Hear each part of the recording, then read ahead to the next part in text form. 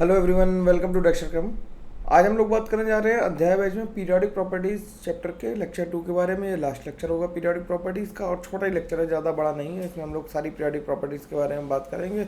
इससे पहले हमने स्लेटर रूल तक देख लिए पीरियोडिक प्रॉपर्टीज़ को।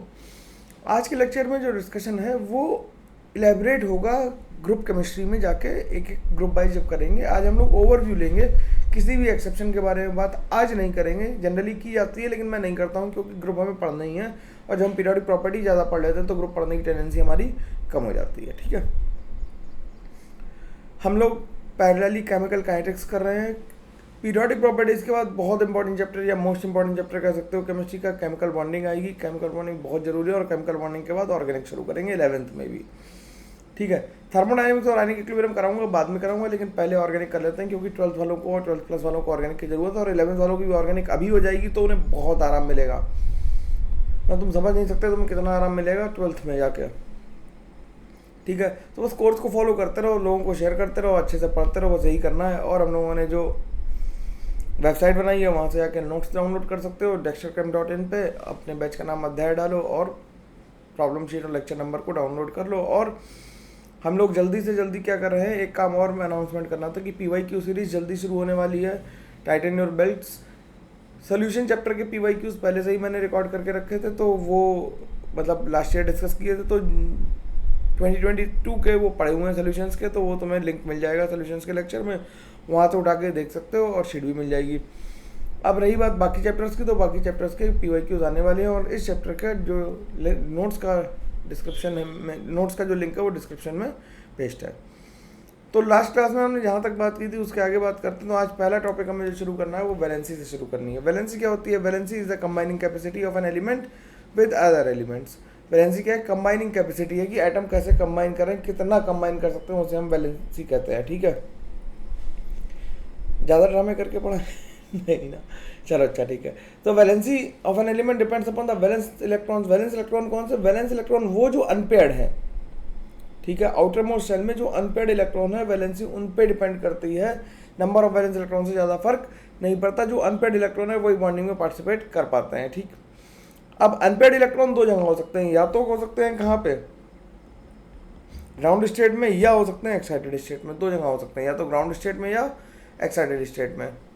हाँ, एक बात और यार, NCERT वाली क्लास भी जल्दी लाने वाला हूँ और PYQs तुम 10 दिन का टाइम मेरे को दे दो, अगस्त से सब कुछ लाइनअप हो जाएगा और सब कुछ मैं लेके आ ही जाऊँगा। ठीक है, तो आउटर मोस्ट शेल के इलेक्ट्रॉन्स हो या फिर ग्राउंड स्टेट में हमें अनपेयर्ड इलेक्ट्रॉन चाहिए वैलेंसी को शो करने के। जैसे लिथियम की अगर हम वैलेंसी बात करें तो लिथियम की वैलेंसी कितनी है? 1, क्योंकि उसमें एक अनपेयर्ड इलेक्ट्रॉन है। और बेरिलियम में कोई भी अनपेयर्ड इलेक्ट्रॉन नहीं है, दोनों इलेक्ट्रॉन कैसे हैं? पेयर्ड है। तो ग्राउंड स्टेट में इसकी वैलेंसी कितनी है? 0 है। ग्राउंड स्टेट में इसकी वैलेंसी कितनी है? 0 है। लेकिन जब हम इसकी एक्साइटेशन कराते हैं तो इसकी वैलेंसी कितनी होती है? 2 हो जाती है। तो एक्साइटेड स्टेट में इसकी वैलेंसी 2 है। जैसे अगर क्लोरीन की बात करें, बहुत इंपॉर्टेंट बात है ये समझने के लिए। केमिकल बॉन्डिंग में जब मैं बात करूंगा तो मैं उम्मीद रखूंगा कि तुम्हें ये बात समझ में आ चुकी है। ठीक, तो ग्राउंड स्टेट में इसकी वैलेंसी कितनी है? ग्राउंड स्टेट में वैलेंसी इसकी कितनी आएगी? क्योंकि 3p5 है तो 5 इलेक्ट्रॉन्स भर गए, तो केवल एक अनपेयर्ड इलेक्ट्रॉन है, तो इसकी वैलेंसी कितनी आएगी? 1 आएगी। फिर फर्स्ट एक्साइटेड स्टेट में क्या किया कि एक इलेक्ट्रॉन को उठा के यहाँ कुदा दिया, तो यहाँ आ गया, तो इसकी वैलेंसी देखो कितनी होगी? अब 3 अनपेयर्ड इलेक्ट्रॉन हो गए। बात समझ में आ रही है? 3 अनपेयर्ड इलेक्ट्रॉन हो गए तो वैलेंसी कितनी हो गई? 3 हो गई। जितने नंबर ऑफ अनपेयर्ड इलेक्ट्रॉन होंगे उतनी वैलेंसी होगी। सेकंड एक्साइटेड स्टेट में क्या करेंगे? एक इलेक्ट्रॉन उठा के आगे कुदा देंगे, तो टोटल कितने आ जाएंगे? 5। फिर थर्ड में क्या करेंगे? एक और इलेक्ट्रॉन आगे कुदा देंगे, तो कितनी हो जाएगी वैलेंसी? यहाँ पे 7 हो जाएगी। तो वैलेंसी क्लोरीन की मैक्सिमम कितनी हो सकती है? 7 हो सकती है। तो मैं एक बात यहाँ पे लिख देता हूँ, किसी भी एलिमेंट की मैक्सिमम कोवैलेंसी जो होती है वो उसके ग्रुप नंबर के बराबर होती है। तो लिख लेते हैं the maximum valency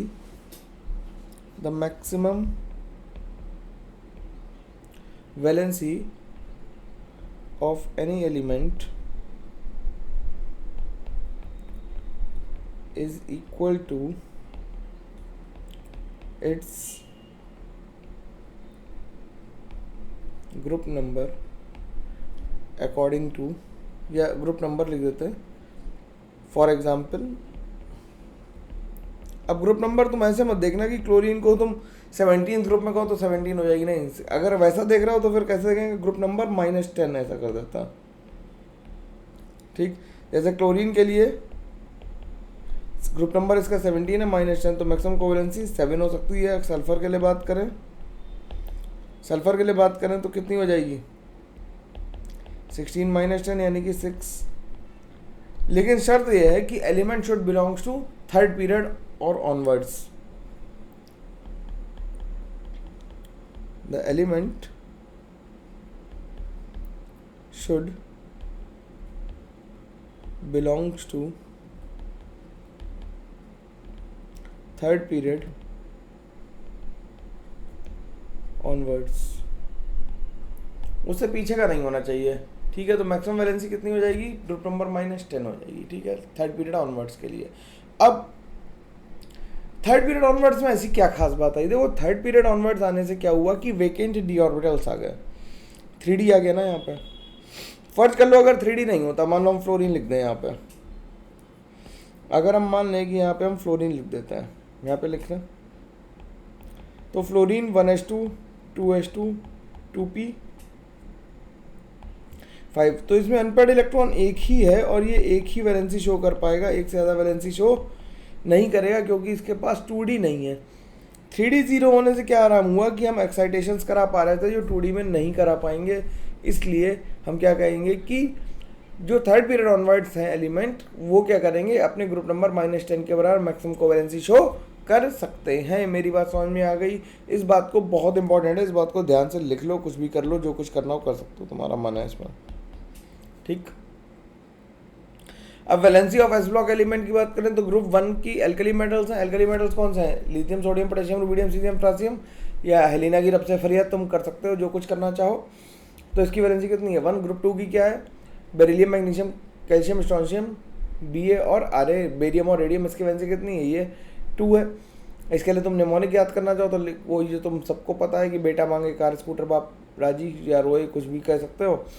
valency of P block element, P block element के लिए वैलेंसी ग्रुप 13 के लिए कितनी होगी, 3, और सम एलिमेंट जिनके लिए ग्रुप वैलेंसी 1 होगी। This is due to inert pair effect. यहाँ पे एक नया शब्द आ गया क्या, इनर्ट पेयर इफेक्ट, इसे हम लोग लास्ट में डिस्कस करेंगे, अभी फिलहाल छोड़ देते हैं। फिलहाल के लिए वैलेंसी हम 3 मान लेते हैं, इनर्ट पेयर इफेक्ट को मैं डिस्कस कर लूँगा।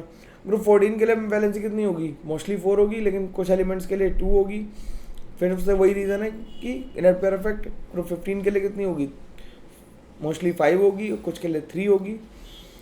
ग्रुप 16 के लिए 6, 4 और 2 होगी, और 7 के लिए 7, 5, 3 और 1 होगी। नोबल गैसेस के लिए वैलेंसी कितनी होगी, 0। लेकिन जेनॉन जो है 18 कैसा था, नोबल गैस था, नोबल गैस यानी कि उसकी वैलेंसी 0 होनी चाहिए, लेकिन जेनॉन है वो सीरीज ऑफ कंपाउंड बनाता है जिसमें उसकी वैलेंसी 0 से लेकर +8 तक वेरी करती है। 0 में तो खुद जेनॉन है, +2 में अगर लिखना हो तो XeF2 ये +2 में, XeF4 +4 में, XeF6 +6 में, XeO4 +8 में। तो यहाँ तक ये चला जाता है आसानी से, इसमें कोई दिक्कत किसी को नहीं आनी चाहिए। बात अभी तो हम लोग कर ही रहे हैं धीरे धीरे। वैलेंसी अलोंग ए ग्रुप, वैलेंसी अलोंग ए ग्रुप क्या होती है, वैलेंसी अलोंग ए ग्रुप कांस्टेंट रहती है, वो चेंज नहीं करती है। अगर हम टॉप टू बॉटम आएंगे तो वैलेंसी सेम रहेगी। जैसे लिथियम की अगर हम हाइड्राइड बनाएंगे तो सोडियम हाइड्राइड वैसा बनेगा, पोटेशियम भी बनेगा, रुबिडियम भी बनेगा, सीजियम भी बनेगा। ठीक, फ्लोराइड बनाएंगे तो सबके फ्लोराइड बन जाएंगे, ऑक्साइड बनाएंगे तो सबके ऑक्साइड बनाएंगे, लेकिन सुपर ऑक्साइड वो सब नहीं पढ़ेंगे, वो हम लोग एस ब्लॉक में पढ़ेंगे जब एस ब्लॉक करेंगे। अभी उसमें छेड़ते नहीं है कि कोई कैसा सुपर ऑक्साइड तो केवल लिथियम नहीं बनाता, सोडियम ही बना पाता या पोटेशियम बना पाता, तो वो उसके बारे में बात हम लोग बिल्कुल करेंगे। मैं कह रहा हूँ करेंगे तो करेंगे, लेकिन एस ब्लॉक और पी ब्लॉक में करेंगे। ठीक, वैलेंसी अलॉन्ग ए पीरियड क्या है, for second period elements the valency increases from 1 to 4 and then decreases from 5 to 8। यानी कि lithium, beryllium, boron, carbon, nitrogen, oxygen, fluorine, neon लिख लें तो क्या होगा, 1, 2, 3, 4 तक बढ़ेगी वैलेंसी, और फिर 3, 2, 1 0 हो जाएगी, कम हो जाएगी। यानी कि LiF बनेगा, BeF2 बनेगा, BF3 बनेगा, CF4 बनेगा, NF3, OF2, F2 और कुछ नहीं बना। ठीक है, अब पीरियोडिक प्रॉपर्टीज की बात करते हैं। यहाँ से इंपॉर्टेंट बात शुरू हो जाती है जिससे क्वेश्चन आते हैं। पीरियोडिक प्रॉपर्टी कौन कौन से हमें पढ़नी है, 4 पढ़नी है, size, ionization potential, electron affinity और इलेक्ट्रोनेगेटिविटी। इसमें सबसे जरूरी जो है वो साइज है। अगर तुमने साइज समझ लिया तो सारी कहानी ही खत्म हो जाएगी, फिर ये मैं प्रॉमिस करता हूँ, क्योंकि बाकी चीज़ें साइज से डिराइव हो जाएंगी। साइज को समझना बहुत ज़्यादा जरूरी है। ठीक, तो बात करते हैं एटॉमिक साइज या एटॉमिक रेडियस होती क्या है। एटॉमिक साइज या एटॉमिक रेडियस है कि किसी भी, क्योंकि हमें एटम को क्या मानना है, स्फीयर मानना है, सर्कल स्फीयर मानना है, सर्कुलर तो नहीं स्फीयर मानना है, तो स्फीयर के सेंटर से यानी न्यूक्लियस से आउटर मोस्ट इलेक्ट्रॉन के बीच की जो दूरी होगी उसे हम क्या कह देंगे, रेडियस कह देंगे। तो इस बात को लिख लेते हैं, क्या लिखा है, the distance of the outer most electron from the nucleus is called radius of atom या एटॉमिक साइज, उसी को कहेंगे। अब एटम के साथ क्या दिक्कत है, एटम की शार्प बाउंड्री नहीं होती, हम कहीं पे मतलब लाइन नहीं खींच सकते कि यहाँ तक एटम है, इसके आगे एटम नहीं है, शार्प बाउंड्रीज नहीं होती हैं, ठीक है। तो वेव इक्वेशन क्या होती है, डिफिकल्ट हो जाती है सॉल्व करने के लिए, तो एटॉमिक साइज को एग्जैक्टली जज नहीं किया जा सकता। हमें एटॉमिक साइज प्रिसाइजली केवल और केवल हाइड्रोजन का पता है, उसके बाद किसी का नहीं पता एटॉमिक साइज। हम केवल गेस कर रहे हैं कम ज़्यादा हो जाएगा तो उसे लमसम आंसर बता रहे हैं, लेकिन एक्जैक्टली हमें कुछ भी नहीं पता है, ये बात ध्यान रखना है ना। तो रेडियस को हमने कई तरह से डिफाइन किया। अब हमें क्योंकि एटम फ्री स्टेट में नहीं मिल रहा है तो रेडियस भी हम फ्री स्टेट में नहीं निकाल पाएंगे, लेकिन जैसे जैसे मिल रहा है वैसे वैसे हम बता देंगे। तो रेडियस कैसे हो सकती है, कोवेलेंट रेडियस हो सकती है, आयनिक रेडियस हो सकती है, वैन डर वाल हो सकती है और मेटालिक हो सकती है। चार तरह की रेडियस हो सकती है, कैसे कैसी, कोवेलेंट, आयनिक, वैन डर वाल और मेटालिक। कोवेलेंट रेडियस कैसी होती है, it is defined as 1/2 of the distance between the nucleus of the two covalently bonded atoms of the same element in a molecule. मतलब क्या है कि किसी सेम मॉलिक्यूल में एक अगर होमो ट्राइएटॉमिक मॉलिक्यूल है तो उनके बीच की दूरी का आधा, ठीक। अब ये जो बॉन्ड बना है हमने दिखाया, ये बॉन्ड है, ये कोवेलेंट बॉन्ड है, और covalent bond is form by the sharing of electron. ये हम लोग आके जाके बॉन्डिंग में पढ़ेंगे। तो कोवेलेंट रेडियस कहाँ से है कि जब हम कोई किसी कोवेलेंट बॉन्ड पे जिसमें शेयरिंग ऑफ इलेक्ट्रॉन हुई हो और होमो डायटॉमिक मॉलिक्यूल हो तो उनके डिस्टेंस के बीच का आधा कर देंगे तो हम उसे क्या कहेंगे, कोवेलेंट रेडियस कहेंगे। जैसे हमने ये बना के भी दिखाया कि टोटल डिस्टेंस ए होगी, लेकिन क्योंकि ये कोवेलेंटली बॉन्ड कर गए इसलिए कुछ एरिया ओवरलैप कर जाएगा, लेकिन हम आर ए को dy2 ही लिखेंगे, ये मान के कि मॉलिक्यूल कैसा है, ट्रू होमो एटॉमिक है। तो dy2 यानी आर ए की वैल्यू कितनी आ जाएगी, dy2 आ जाएगी। अगर हेटेरोएटॉमिक मॉलिक्यूल होगा तो ओवरलैपिंग करेगा, क्योंकि इलेक्ट्रोनेगेटिविटी होगी तो वो एक दूसरे को ज़्यादा कस के खींच लेंगे। बोलो भाई, खींचेंगे कि नहीं, हेटेरो बोलो खींचेंगे कि नहीं। एग्जाम्पल क्या, समझ गए हो तुम एग्जाम्पल क्या, कि दो दोस्त होंगे तो आपस में हाथ मिलाएंगे, लेकिन अगर कोई और होगा तो फिर ज़्यादा हाथ मिला पाएंगे ना। तो क्या होगा, अगर हेटेरोएटॉमिक मॉलिक्यूल होगा तो क्या होगा कि ए और बी अगर हेटेरो है तो उनमें ज़्यादा अच्छी बॉन्डिंग हो पाएगी, ओवरलैपिंग एरिया बढ़ जाएगा। तो डी ए बी की value R A plus are B होगा, तो D covalent radius D A B by 2 होगा। तो डी ए बी की वैल्यू हम कैसे निकालेंगे, R A plus are B. अब उसमें से कुछ नंबर हमें कम करना पड़ेगा जो उसकी इलेक्ट्रोनेगेटिविटी पे डिपेंड करेगा। एक्स और एक्स बी क्या है, electronegativity of A and B respectively है। तो d r A plus are B minus 0.09 X A minus X B के बराबर है, ठीक। Where X A and X B are electronegativities of A and B element on Pauling scale. Covalent radius is always smaller than atomic radius, obvious बात है, क्योंकि covalent radius में bonding हो रही है, ऐसे पकड़ के रखेगा तो जो एटम ऐसे जोड़ने वाले थे वो पकड़ के जोड़ेंगे तो उनकी जो डिस्टेंस है वो क्या हो जाएगी, कम हो जाएगी, क्योंकि ओवरलैपिंग एरिया की वजह से कुछ ना कुछ डिस्टेंस चली जाएगी ना। मान लेते हैं कि अगर एटॉमिक रेडियस ऐसी आनी थी तो आइडियली स्पीकिंग ऐसी आनी चाहिए थी, लेकिन क्योंकि कोवेलेंटली बॉन्डेड हुए तो कुछ एरिया ओवरलैपिंग में चला गया। तो इनके बीच की डिस्टेंस अगर हम d1 ले लें और d2 ले लें तो d1 will be greater than d2 आएगी। तो यहाँ से आर ए और आर ए प्राइम अगर लिख दें तो आर ए कैसी आएगी, ज़्यादा आएगी। क्यों, क्योंकि ओवरलैपिंग से दूरी क्या हो गई, कम हो गई। अब बात करते हैं आयनिक रेडियस की। आयनिक रेडियस कब डिफाइन होगी, जब कोई आयन बनेगा, पॉजिटिवली चार्ज बने या नेगेटिवली चार्ज बने, तो हम उसे क्या कहेंगे, आयनिक रेडियस कहेंगे। तो when an atom is positively charge it is called cation, यानी बिल्ली आयन। कैटायन, कैटायन मतलब बिल्ली आयन नहीं, कैटायन मतलब पॉजिटिव चार्ज। कोई हिंदी मीडियम वाला होगा सर बिल्ली आयन ये क्या होता है, cation. And when negatively charge called is anion, ठीक। तो ए से ए प्लस बना तो कैटायन बन गया, और बी माइनस बना तो एनायन बन गया। तो cationic radius is always smaller than atomic radius, क्योंकि एक इलेक्ट्रॉन निकल गया, जो आउटर मोस्ट वाला वो तो निकाल दिया, तो क्या होगा, साइज कम हो जाएगा। तो हम ये कह सकते हैं जितना कैटायनिक चार्ज ज़्यादा होगा उतनी रेडियस क्या होगी, कम होगी। बात समझ में आ रही, जितना कैटायनिक चार्ज ज़्यादा होगा उतनी रेडियस कम होगी। तो greater the cationic charge smaller will be the cationic radius, बिल्कुल ठीक बात है। ऑर्डर ऑफ कैटायनिक रेडियस अगर हमें लिखना हो तो क्या लिखेंगे, mg प्लस और mg2 प्लस में mg की रेडियस सबसे ज़्यादा होगी। अगर mn के साथ लिखे तो mn की +7 की रेडियस सबसे कम होगी, ठीक। क्योंकि Mn जीरो में और धीरे धीरे चार्ज बढ़ रहा है तो रेडियस कम होती है। अरे इसका रीज़न क्या है, जैसे जैसे पॉजिटिव चार्ज बढ़ेगा नंबर ऑफ इलेक्ट्रॉन्स कम होते हैं आउटर मोस्ट वाले, वो तो निकल गया तो साइज कम हो गया, और इफेक्टिव न्यूक्लियर चार्ज भी बढ़ेगा। बढ़ेगा कैसे कि जैसे ही इलेक्ट्रॉन निकला अब सिग्मा कम हो जाएगा तो अल्फा मतलब जेड बढ़ेगा। तो size of cation is smaller than as compare to neutral atom because ENC यानी effective nuclear charge increases. Effective nuclear charge क्या होगा, इंक्रीज करेगा, नंबर ऑफ प्रोटॉन तो उतना ही रहा, अब इलेक्ट्रॉन हो गए कम तो इफेक्टिवनेस बढ़ जाएगी। सिंपल बात है, लॉजिक बिल्कुल स्ट्रेट फॉरवर्ड है, कोई दिक्कत की बात नहीं इसमें। भाई आउटर मोस्ट में इलेक्ट्रॉन था वो तो चला गया, एक तो शेल नंबर कम हो सकता है, अगर सोडियम जैसा केस होगा तो सेल नंबर ही कम हो जाएगा। दूसरा केस ये भी हो सकता है कि सेल नंबर कम ना हो लेकिन इफेक्टिव न्यूक्लियर चार्ज बढ़ जाए, क्योंकि नंबर ऑफ प्रोटॉन तो चेंज हो नहीं रहे, नंबर ऑफ इलेक्ट्रॉन चेंज हो गए, तो अब ज़्यादा प्रोटॉन है कम इलेक्ट्रॉन है तो पुल बढ़ा के रखेंगे। तो size of cation is inversely proportional to amount of positive charge और जेड इफेक्टिव। जितना ज़्यादा जेड इफेक्टिव होगा या जितना ज़्यादा चार्ज होगा उतना साइज क्या होगा, उतना साइज छोटा होगा।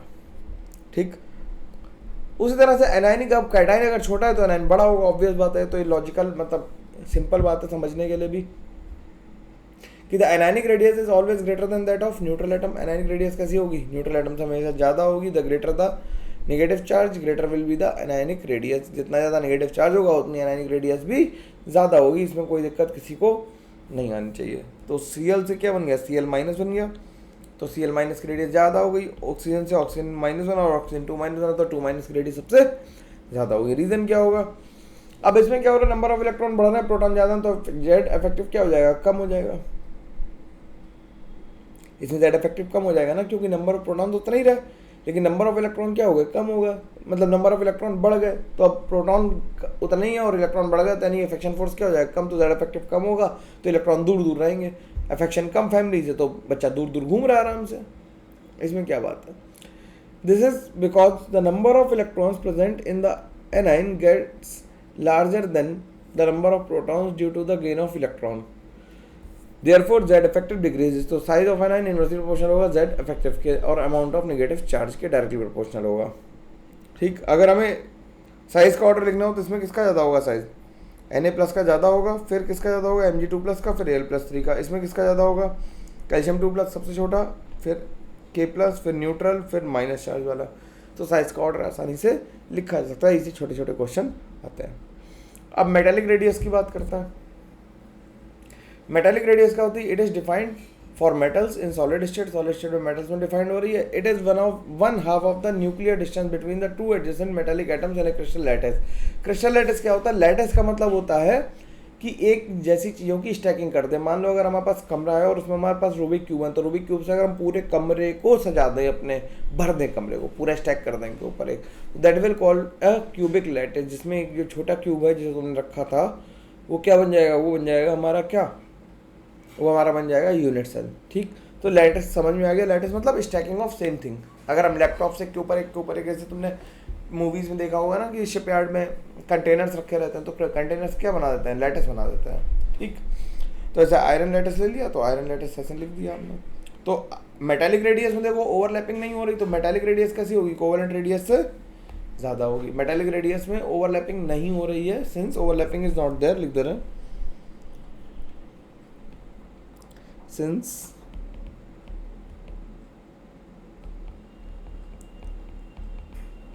overlapping is not there,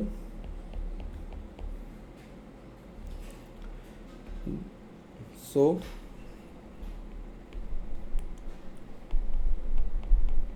metallic radius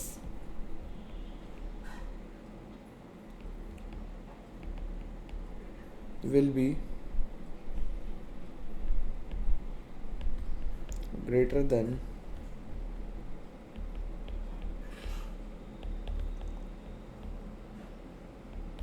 covalent radius.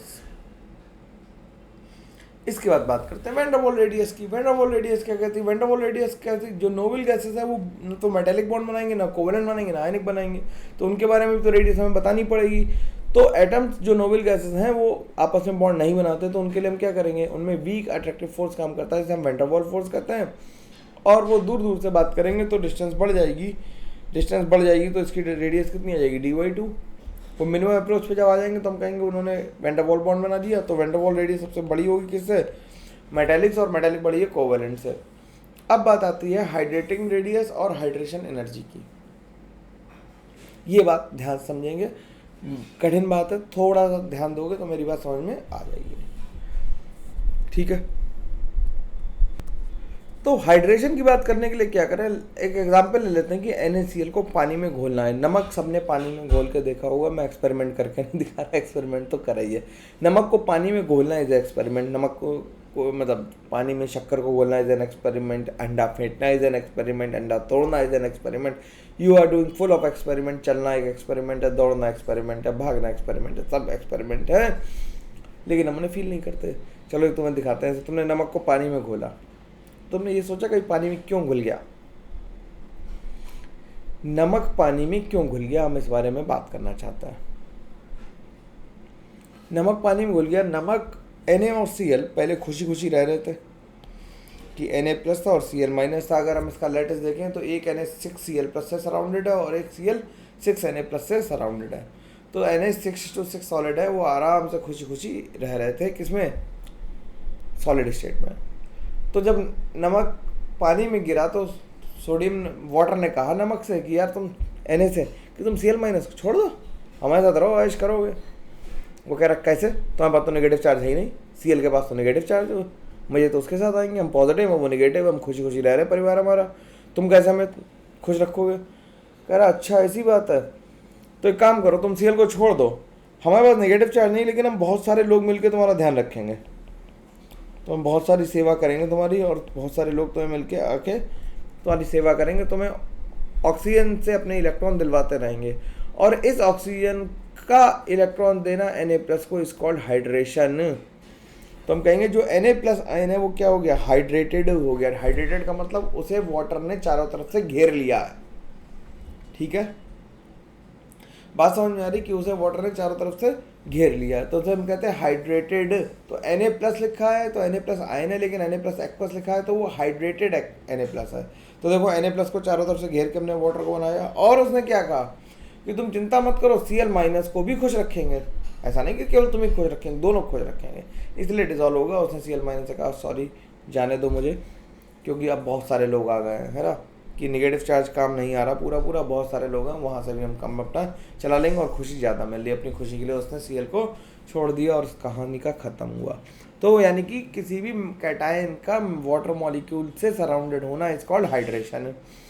When the ionic compounds are dissolved in water, they break into constituent ions and the cations are hydrated by water, thereby stabilizing the cation. This process is called hydration। समझ गए कि water ने उसे क्या किया, hydrate किया, और hydrate करके उसे क्या कर दिया, स्टेबलाइज कर दिया। तो इस प्रोसेस को हम क्या कहते हैं, इस प्रोसेस को हम हाइड्रेशन कहते हैं। ठीक, and the negative charge also stabilize by water molecule by hydrogen bonding. Hydrogen bonding हो भी सकती, नहीं हो सकती, कोई जरूरी नहीं है, लेकिन हाँ इन जनरल हो जाएगी। ठीक, the word hydration is used mainly for cations, compare the size of Na plus and Na plus gas और Na प्लस एक्वस। अब Na प्लस गैस और Na प्लस एक्वस का साइज अगर हम मेंशन करना हो तो Na प्लस एक्वस का साइज हमेशा बड़ा आएगा, क्योंकि अब Na प्लस एक्वस का जो साइज आएगा वो एज ए होल देखा जाएगा पूरा इतना बड़ा, और Na प्लस गैस ऐसा ही आएगा, तो एक्वस में साइज हमेशा बड़ा होगा। तो अगर हम इन गैस फेज में बात करें तो साइज सबसे ज़्यादा किसका होगा, Cs प्लस का, क्योंकि टॉप टू बॉटम आ रहा है तो साइज बढ़ेगा। ठीक, सेल नंबर बढ़ेगा तो साइज भी बढ़ेगा, तो गैस फेज में Cs प्लस का, लेकिन एक्वस फेज में Li प्लस का साइज सबसे ज़्यादा बड़ा होगा। क्यों, इसलिए होगा क्योंकि जो छोटा कैटायन है उसे घेरना आसान काम है, उसका हाइड्रेशन आसान काम है, उसे ज़्यादा वाटर मॉलिक्यूल हाइड्रेट कर देंगे और साइज को बढ़ा देंगे। जबकि बड़ा कैटायन जिसकी चार्ज डेंसिटी कम है उससे अफेक्शन फोर्स कम आएगा, जिस पे चार्ज डेंसिटी ज़्यादा वहीं पे अफेक्शन फोर्स आएगा, जिस पे चार्ज डेंसिटी कम है वहाँ पे अफेक्शन फोर्स कम आएगा। ऑब्वियसली बात है, जहाँ ज़्यादा वहाँ ज़्यादा, जहाँ पे कम है वहाँ पे कम, क्योंकि वो डिस्पर्स चार्ज है, वो कहीं फोकस नहीं हो पा रहा है। तो लिखेंगे smaller the cation greater will be the hydration and hence greater will be the hydrating radius. जितना छोटा कैटायन है उसका हाइड्रेशन ज़्यादा होगा, इसीलिए हाइड्रेटिंग रेडियस भी उसकी ज़्यादा ही होगी। I hope I am clear, very clear. अब कह रहा variation of radius along the period and group. तो on moving from left to right in a period the size decreases from as Z effective increases, क्योंकि same shell में electrons और protons दोनों add हो रहे हैं तो क्या होगा, जेड इफेक्टिव बढ़ेगा तो साइज क्या हो जाएगा, श्रिंक हो जाएगा.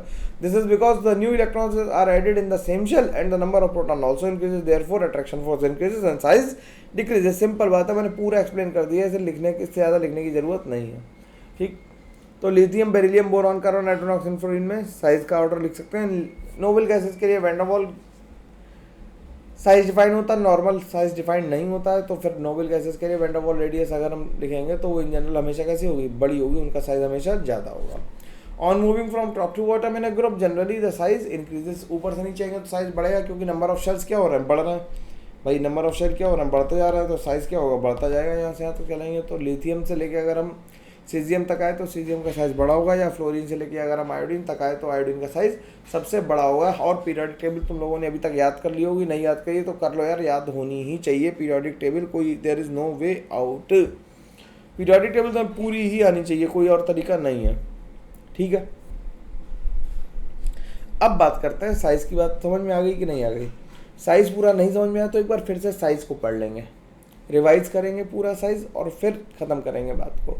तो साइज एक बार और देखना चाहो तो और देख सकते हो. आयनाइजेशन पोटेंशियल की बात करें तो आयनाइजेशन पोटेंशियल क्या होती है, it is the energy required to remove most loosely bounded electron from an outer shell in an isolated gases atom. In an isolated gases atom बोलना ज़रूरी बात है, आइसोलेटेड गैसेस एटम बोलना ज़रूरी बात है. आइसोलेटेड गैसेस एटम नहीं बोला तो फिर काम नहीं चलेगा. आइसोलेटेड मतलब लोन, आइसोलेशन का मतलब तो कोविड के बाद सभी लोग जानते हैं, आइसोलेशन मतलब बिल्कुल अकेला छोड़ दो.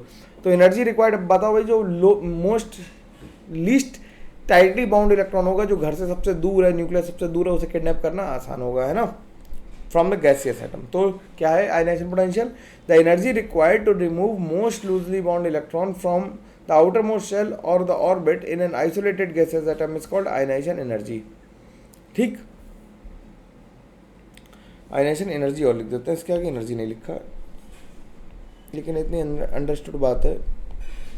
ठीक, अब Na सॉलिड से Na गैस बनाया तो हम क्या कहेंगे, इसमें x किलो जूल एनर्जी निकली तो ये एंडोथर्मिक काम होगा, लेकिन x को हम आयनाइजेशन पोटेंशियल नहीं कह सकते. क्यों? क्योंकि Na सॉलिड था और सॉलिड से गैस नहीं बनाना हमें, प्लस हमें गैस से गैस प्लस बनाना. तो हम क्या करेंगे, हमने क्या करा, हमने Na सॉलिड को Na गैस में कन्वर्ट किया. This is called enthalpy of sublimation. Solid से सीधे गैस किया, Na सॉलिड से Na गैस किया.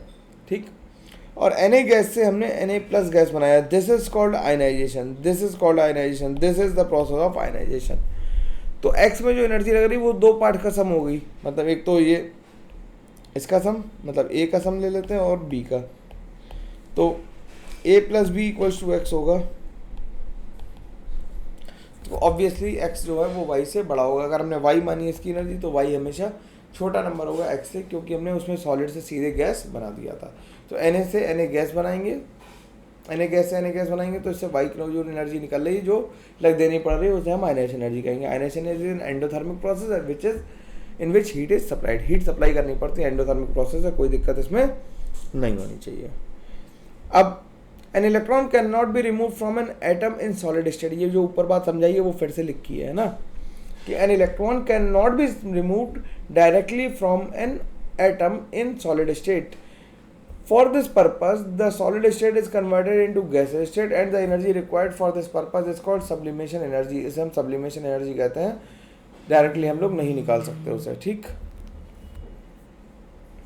अब हम चाहते हैं कि किसी का मन हुआ कि सर एक इलेक्ट्रॉन निकाल दिया, अब एक और निकाल दें, फिर एक और निकाल दें, तो हम क्या कहेंगे, सक्सेसिव आयनाइजेशन कहेंगे, कि हमने एक इलेक्ट्रॉन निकाला, फिर दूसरा निकाला, फिर तीसरा निकाला, और ऐसे एंड्स ऑन निकालते गए. तो पहला इलेक्ट्रॉन निकालने के प्रोसेस कहते हैं फर्स्ट आयनाइजेशन पोटेंशियल, सेकंड वाले का निकालने कहते हैं सेकंड आयनाइजेशन पोटेंशियल, और थर्ड वाले को निकालने कहते हैं थर्ड आयनाइजेशन पोटेंशियल. तो फर्स्ट सेकंड थर्ड इस तरह से आयनाइजेशन पोटेंशियल रन करेंगी. This is because as the electron goes out of the atoms the ionic size decreases. अब आयनिक साइज डिक्रीज हो रहा है और पॉजिटिव चार्ज बढ़ रहा है. मान लो किसी तुमने थप्पड़ मारा तो 5 रुपये ले लिए, है ना, फिर दोबारा थप्पड़ मार के 5 रुपये लोगे तो मुश्किल काम होगा ना. पहले वाले के कंपैरिजन में ये तो बताओ कि आसान हो जाएगा. पहले वाले कंपैरिजन में मुश्किल काम होगा, क्योंकि अब वो प्रिपेयर होगा कि तुम छीनने आ रहे हो 5 रुपये और. तो जिस पे पॉजिटिव चार्ज आ गया उससे इलेक्ट्रॉन निकालना रिलेटिवली मुश्किल काम है with respect to neutral atom. और सक्सेसिव पॉजिटिव चार्ज जितना बढ़ता जाएगा उतनी आयनाइजेशन पोटेंशियल भी बढ़ती जाएगी. दिस इज बिकॉज तो फर्स्ट आयनाइजेशन पोटेंशियल क्या है, कम है, और थर्ड सबसे ज़्यादा है, फोर्थ उससे भी ज़्यादा होगी। This is because at the electron goes out of the atom, as the electron goes out of the atom, the ionic size decreases and the amount of positive charge increases, due to which the effective nuclear charge increases. सबका reason क्या? effective nuclear charge. Factors affecting ionization potential, तो size के कैसा होगा? Inversely proportional, जितना outermost electron पास होगा उतना निकालना मुश्किल होगा, जितना दूर होगा उतना आसान होगा। तो एटॉमिक साइज के कैसा? इन्वर्सली प्रोपोर्शनल, यानी कि अगर हम निकालें तो लिथियम की आयनाइजेशन पोटेंशियल सबसे कम और सीजियम की आयनाइजेशन पोटेंशियल, लिथियम की आयनाइजेशन पोटेंशियल सबसे ज़्यादा और सीजियम की सबसे कम होगी। टॉप टू बॉटम क्या करेगी? डिक्रीज करेगी। Effective nuclear charge, effective nuclear charge जितना ज़्यादा होगा उतनी आयनाइजेशन पोटेंशियल क्या होगी? ज़्यादा होगी, इसीलिए लेफ्ट टू राइट क्या हो रही थी? बढ़ रही थी। Stability of half filled and fully filled orbitals, अब ये बात ध्यान रखना कि जो हाफ फिल्ड और फुल्ली फिल्ड ऑर्बिटल्स हैं वो ज़्यादा स्टेबल कॉन्फिगरेशन है due to exchange energy and pairing energy, और जो बाकी कॉन्फ़िगरेशन है उनके कंपैरिजन में। तो हाफ फिल्ड और full filled orbitals are more stable due to exchange energy, है ना। तो the atom whose orbitals are half field जैसे p3, d5 और f7, और फुल्ली फिल्ड जैसे s2, p6, d10 या f14 आ जाएंगे, have greater stability than the other, therefore they require more energy to remove electron. तो स्टेबिलिटी ऑर्डर लिखें तो फुल फिल्ड की सबसे ज़्यादा, फिर हाफ फिल्ड की, फिर neither half filled nor full filled की। ठीक, अब बात करते हैं ionization, trends of ionization potential. तो इन पीरियड क्या होता है? In general ionization potential left to right जाने से बढ़ती है, क्योंकि इफेक्टिव न्यूक्लियर चार्ज बढ़ता है और साइज कम होता है। तो beryllium, lithium, boron, carbon, nitrogen, oxygen, fluorine और नियॉन में ऐसा लगता है कि हम ये साइन लगा दें और हमारा काम खत्म हो जाएगा, लेकिन ये साइन लगा के आंसर सही नहीं आएगा। तो लिथियम के बाद कौन आया? बोरॉन आया। देखो बोरॉन में 2p1 है, ये 2s2 है, तो ये फुल फिल्ड वाला है। ठीक, तो एक ही आगे बढ़ेगा, ऐसा नहीं खुद आगे बेरिलियम को सबसे आगे भेज दो ना, एक आगे बढ़ जाएगा। तो बोरॉन के आगे कहाँ आएगा? बेरिलियम, फिर कार्बन, कार्बन के बाद ये हाफ फिल्ड आ गया, तो ऑक्सीजन पहले आ गया, नाइट्रोजन बाद में, और फिर नियॉन आया। तो इस तरह से ये वेरी करेगा। कैसे करेगा?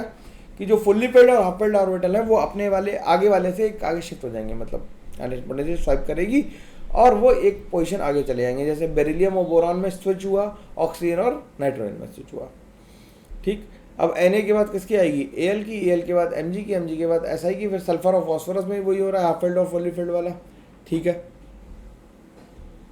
इन ग्रुप कैसे होगा? ग्रुप में इन जनरल क्या होगा? On going from top to bottom in a group ionization potential decreases and the size increases and effective nuclear charge decreases. ऊपर से नीचे आने पर आयनाइजेशन पोटेंशियल इन जनरल कम ही होती है। बोरॉन ग्रुप फैमिली की कहानी अलग है, उसे हम लोग अलग से देखेंगे। ये देखेंगे क्या? देख ही रखा है, तुम बोरॉन पढ़ सकते हो, अगर जाके वहाँ से पढ़ना चाहो तो यूट्यूब पे पूरी प्लेलिस्ट पड़ी हुई है पी ब्लॉग की, वहाँ से पढ़ लो। By looking at the successive ionization potential we can guess the number of valence electron in an atom. ठीक है, अगर सक्सेसिव आयनाइजेशन एनर्जी में सडन जंप आ रहा है तो उससे पहले ही वैलेंस इलेक्ट्रॉन्स आ गए होंगे, तभी उसे निकालने में दिक्कत आ रही है। जैसे if we observe a sudden jump in the IP, this represent the electron is being remove from more stable configuration to a less electronic configuration. Let us suppose the IPs of magnesium atom. तो magnesium की IP जैसे कहीं 340 आई, second IP कितनी है? 600, और third कितनी आ गई? 3000 आ गई। तो पहला कॉन्फिगरेशन कैसा था एमजी का? एमजी था noble gas, pseudo noble gas था। शूडो नोबल गैस के बाद कैसा आ गया? Neither noble nor pseudo noble, और फिर आखिरी में जो आ गया वो नोबल गैस कॉन्फिगरेशन आ गया। और Mg2+ से इलेक्ट्रॉन निकालना बहुत मुश्किल काम है, इसलिए इसकी वैलेंसी कितनी आ जाएगी? 2 आ जाएगी। अब इलेक्ट्रॉन एफिनिटी की बात करते हैं। इलेक्ट्रॉन एफिनिटी क्या है? जस्ट इलेक्ट्रॉन आयनाइजेशन एनर्जी का उल्टा काम कर रहा है इलेक्ट्रॉन एफिनिटी में। So the energy release on addition of 1 mole of electron to 1 mole of atom, और the addition of electron to an isolated neutral atom is called electron gain enthalpy। और gain enthalpy एक ऐसा है exothermic, क्योंकि atom क्या करेगा? एक electron तभी लेगा जब वो स्टेबलाइज हो रहा है, स्टेबलाइज होने के प्रोसेस में क्या हो जाएगा? वो एक्सोथर्मिक हो जाता है। ठीक है ना, बात इतनी समझ में आनी ही चाहिए बिल्कुल आसानी से। तो Ag मतलब ए गैस से हमने A- गैस बनाया तो इसमें एक्सोथर्मिक प्रोसेस, जैसे A- गैस से और A2- बनाएंगे तो एंडोथर्मिक होगा। ये फर्स्ट इलेक्ट्रॉन गेन एंथैल्पी कैसी होती है? नेगेटिव, और सेकंड हमेशा पॉजिटिव होती है। The second electron affinity is always positive. Always लिखा मैंने, ध्यान रखना। Second electron gain enthalpy is always positive. Simple बात है, समझ में आ गई? कोई दिक्कत नहीं किसी को? ठीक, अब फैक्टर्स अफेक्टिंग इलेक्ट्रॉन एफिनिटी। तो इफेक्टिव न्यूक्लियर चार्ज के डायरेक्टली प्रोपोर्शनल, साइज के इनवर्सली प्रोपोर्शनल होगी। ठीक, अब ट्रेंड्स ऑफ पीरियोडिक टेबल कहेंगे कि on moving from left to right electron gain enthalpy क्या होगी? इंक्रीज करेगी। तो अगर हमने इंक्रीज करी तो लिथियम बेरिलियम बोरॉन का नाइट्रोजन में अगर हमने ये ऑर्डर लिख दिया तो ये कैसा आ जाएगा, गलत आ जाएगा। फिर से हम क्या देखेंगे, जो हाफ फील्ड और फुल फील्ड ऑर्बिटल्स होंगे उनकी इलेक्ट्रॉन लेने की टेंडेंसी कम होगी विद रिस्पेक्ट टू अड़ोसी पड़ोसी। तो एक्चुअल ऑर्डर क्या आ जाएगा, lithium beryllium boron nitrogen oxygen, nitrogen carbon oxygen आ जाएगा। तो अगर नाइट्रोजन इलेक्ट्रॉन लेगा और कार्बन इलेक्ट्रॉन लेगा तो कार्बन इलेक्ट्रॉन लेके ज़्यादा स्टेबलाइज होगा क्योंकि वो हाफ फील्ड हो रहा होगा, इसलिए उसकी इलेक्ट्रॉन गेन एंथैल्पी ज़्यादा है। The value of electron gain enthalpy of new noble gases वो ऑलमोस्ट जीरो होती है, उनमें कुछ नहीं होता। ऊपर से नीचे आएंगे इलेक्ट्रॉन गेन एंथैल्पी क्या होगी, कम होगी। ऊपर से नीचे आएंगे तो कम होगी। On going from top to bottom, the electron gain enthalpy decreases as the size increases as well as the metallic character increases. Metals को इलेक्ट्रॉन देने में मजा आता है, ना कि इलेक्ट्रॉन लेने में मजा आता है। ठीक, तो FCl BRI होना चाहिए, लेकिन रॉन्ग है और ये IIT कई बार पूछ चुका तो इंपॉर्टेंट हो जाता, तो इसे हम ध्यान रखेंगे कि क्लोरीन के साइज की वजह से क्लोरीन की इलेक्ट्रॉन एफिनिटी फ्लोरीन से ज़्यादा होती है। क्लोरीन के साइज की वजह से क्लोरीन की इलेक्ट्रॉन एफिनिटी फ्लोरीन से ज़्यादा होती है। अब बात आती है इलेक्ट्रोनेगेटिविटी की, ये लास्ट प्रॉपर्टी है और आसानी से हम लोग इसे भी खत्म कर लेंगे। तो इलेक्ट्रोनेगेटिविटी क्या करे, the measure of the capacity और tendency of an atom to attract the shared pair of electron towards itself is called electronegativity. किसी कोवेलेंट बॉन्ड में शेयर्ड पेयर ऑफ इलेक्ट्रॉन को अपनी तरफ खींचने की टेंडेंसी को इलेक्ट्रोनेगेटिविटी कहते हैं। जैसे दो लोग बिजनेस कर रहे हैं तो कोई एक लालची आदमी हो सारे पैसे रखने की कोशिश करे तो हम क्या कह देंगे कि वो इलेक्ट्रोनेगेटिव एलिमेंट है। ठीक है, ठीक है, नेगेटिव आदमी कहते हैं ना हम लोग, तो वो भी इलेक्ट्रोनेगेटिविटी है। वो क्या करे, इलेक्ट्रॉन को डेफिशिएंट होने की वजह से इलेक्ट्रॉन को अपनी तरफ खींच लेगा। जैसे HCl में Cl ने सारे इलेक्ट्रॉन खींच लिए, तो इसीलिए कोवेलेंट बॉन्ड में डाइपोल मूवमेंट आता है और वो कैसे आता है, डायरेक्शनल हो जाता है। इसका डिस्कशन हम लोग केमिकल बॉन्डिंग में ज़रूर करेंगे। फैक्टर्स अफेक्टिंग क्या होंगे, साइज के इन्वर्सली प्रोपोर्शनल हो जाएगी क्योंकि दूरी बढ़ेगी तो इलेक्ट्रोनेगेटिविटी कम होती जाएगी। इफेक्टिव न्यूक्लियर चार्ज के डायरेक्टली प्रोपोर्शनल होगी और चार्ज जितना ज़्यादा पॉजिटिव होगा उतनी इलेक्ट्रोनेगेटिविटी बढ़ती जाएगी। जितना पॉजिटिव चार्ज ज़्यादा आएगा उसकी इलेक्ट्रोनेगेटिविटी उतनी ज़्यादा होगी। पीरियड में कैसे चलेंगे, लेफ्ट टू राइट इलेक्ट्रोनेगेटिविटी बढ़ती है और टॉप टू बॉटम डिक्रीज करती है विद नो एक्सेप्शंस। तो हमें 4, 3.5, 3, 3, 2.5, 1 और 2.1 पॉलिंग स्केल के पता होनी चाहिए। तो अलग अलग स्केल्स हैं इलेक्ट्रोनेगेटिविटी मेजर करने की। पॉलिंग स्केल जैसे AB है तो XA और XB अगर हमने electronegativity of A and B मान ली तो इसका फॉर्मूला हम लोग याद रखेंगे XA माइनस XB। ये फॉर्मूला तो भाई ध्यान ही रखना पड़ेगा, कोई तरीका नहीं, डेरिवेशन हम लोग करेंगे नहीं इसका। इस फॉर्मूले को हम याद रखेंगे क्या, XA minus XB equal to minus is equal to 0.208 under root of EA minus EAB minus नहीं है, EAB है, मतलब इलेक्ट्रॉन मतलब energy of AB bond minus under root of AB और BB बॉन्ड की एनर्जीज का ज्योमेट्रिक मीन ले लेंगे। ठीक, तो EA क्या है, bond energy of AB bond in kilo calories, और A क्या है, bond energy of AB bond, और BB क्या है, bond energy of BB bond. Mulliken scale क्या होती है, मोलिकन स्केल XM से लिखते हैं, IP प्लस EA। IP मतलब इलेक्ट्रो आयनाइजेशन पोटेंशियल, IP मतलब क्या है, आयोनाइजेशन पोटेंशियल। मेरे को लगा अंडरस्टूड बात ऐसा नहीं लिखा, लेकिन लिख देते हैं। ये है इलेक्ट्रॉन एफिनिटी। अगर हम उसका एवरेज ले लें तो मोलिकुलर स्केल पे लिखा आती है, लेकिन अगर हम उसे पॉलिंग स्केल से जोड़ना चाहें, क्योंकि पॉलिंग ज़्यादा प्रोमिनेंट साइंटिस्ट था, बड़ा साइंटिस्ट था, तो हम पॉलिंग स्केल से अगर जोड़ना चाहें तो पॉलिंग स्केल मतलब मोलिकुलर स्केल से वैल्यू निकाल लें और डिवाइड बाई 2.8 कर दें तो पॉलिंग स्केल पे आ जाएगा। तो IP plus E divide by 5.6 आ जाएगा। XM is the electronegativity on molecular scale. इसके बाद ऑलरेड रोशो स्केल है। ऑलरेड रोशो क्या है, Z effective into E square by R square, या अगर हम पॉलिंग स्केल पे लिखें तो 0.359 into Z effective into E square by R square plus 0.744, या अगर हम इसे ऐसे लिख दें कि X Pauling is equal to 0.357 Allred Rochow plus 0.044।